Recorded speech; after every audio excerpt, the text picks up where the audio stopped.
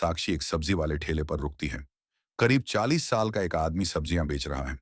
साक्षी मुस्कुराकर कहती है, भैया आलू कितने के दिए? अभी वह जवाब देता, तभी एक जीप धड़धड़ाती हुई पास आकर रुकती है। जीप से उतरते हैं 3 पुलिस वाले। सब्जी वाले के चेहरे का रंग उड़ जाता है। एक कांस्टेबल ऊंची आवाज में कहता है, ओए, जल्दी से आलू प्याज दे, साहब इंतजार कर रहे हैं। और हाँ, पैसे मांगने की हिम्मत मत करना, समझा? सब्जी वाला घबराकर सब्जियां पैक करने लगता है। साक्षी हैरान होकर पूछती है, भैया ये पैसे क्यों नहीं देते? सब्जी वाला डरते डरते कहता है, बहन जी, रोज आते हैं, कहते हैं पुलिस वाले हैं, अगर पैसे मांगे तो ठेला उठा देंगे, मजबूरी है, चुपचाप दे देता हूं। साक्षी की मुट्ठियां कस जाती हैं, पर वो कुछ नहीं कहती। अगले दिन सुबह वही महिला साक्षी इस बार गांव की औरत का रूप लेकर उसी ठेले पर खड़ी हो जाती है। साधारण कपड़े, बिना कोई पहचान, वो सब्जियां सजाने लगती है। कुछ देर बाद वही पुलिस की जीप फिर से आती है। इस बार साथ में खुद सब इंस्पेक्टर नरेश यादव नौसन भी उतरता है। नरेश यादव घूरते हुए कहता है, अरे ये कौन नई औरत है? तू यहाँ क्या कर रही है? मैं उसकी बहन हूं, आज ठेला मैं संभाल रही हूं। नरेश बेहूदी नजर से देखता है और हंसते हुए कहता है, बहन है या कुछ और, बहुत सुंदर है। चलो छोड़ो ये सब, जल्दी से सब्जियां निकालो। और हाँ, पैसे की बात मत करना। साक्षी सख्त आवाज में बोलती है, नहीं साहब, आज आपको पैसे देने होंगे, गरीब के पेट पर लात मत मारिए। यह सुनकर नरेश भड़क उठता है।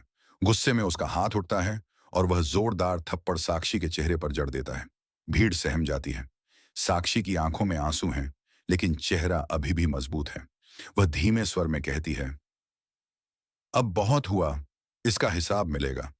थाने की हकीकत उसी शाम साक्षी सामान्य कपड़ों में थाने पहुंचती है। डेस्क पर बैठे हवलदार से कहती है, मुझे रिपोर्ट दर्ज करवानी है।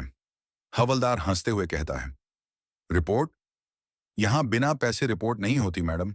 5 से 10 हजार निकालो, फिर देखते हैं। साक्षी गुस्से में लेकिन शांत रहती है। वो कहती है, ठीक है, लिखो। सब इंस्पेक्टर नरेश यादव रोज गरीबों से बिना पैसे सब्जियां उठाता है और आज एक महिला पर हाथ भी उठाया है। इतना सुनते ही हवलदार का रंग उड़ जाता है। वो टालने की कोशिश करता है, मैडम, ये हमारे बड़े साहब हैं, इनके खिलाफ कोई रिपोर्ट नहीं लिखी जा सकती। साक्षी बिना कुछ कहे वहां से निकल जाती है। अगली सुबह थाने का माहौल सामान्य है।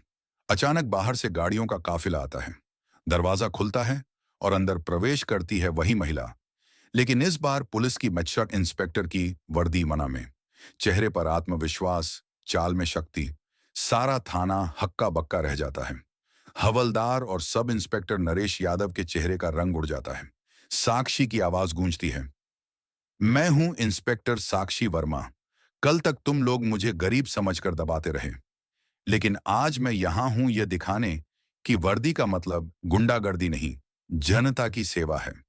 वो सख्त आदेश देती है, नरेश यादव और उसके पूरे गिरोह को तुरंत निलंबित किया जाए और विभागीय जांच बैठाई जाए।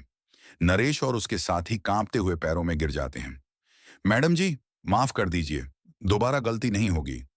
साक्षी ठंडी निगाह से देखती है और कहती है, आज माफ कर रही हूं, लेकिन अगर फिर किसी गरीब की आवाज दबाई तो वर्दी नहीं, जेल की सलाखें पहननी पड़ेंगी। वो कहती है, पुलिस की वर्दी डराने के लिए नहीं, भरोसा दिलाने के लिए होती है। अगर हम खुद इंसाफ नहीं देंगे तो गरीब किससे उम्मीद रखेगा? याद रखो, डर से नहीं, न्याय से ही समाज बदलता है। हिम्मत और ईमानदारी से बड़ी कोई ताकत नहीं। वर्दी सिर्फ ताकत नहीं, जिम्मेदारी का प्रतीक है।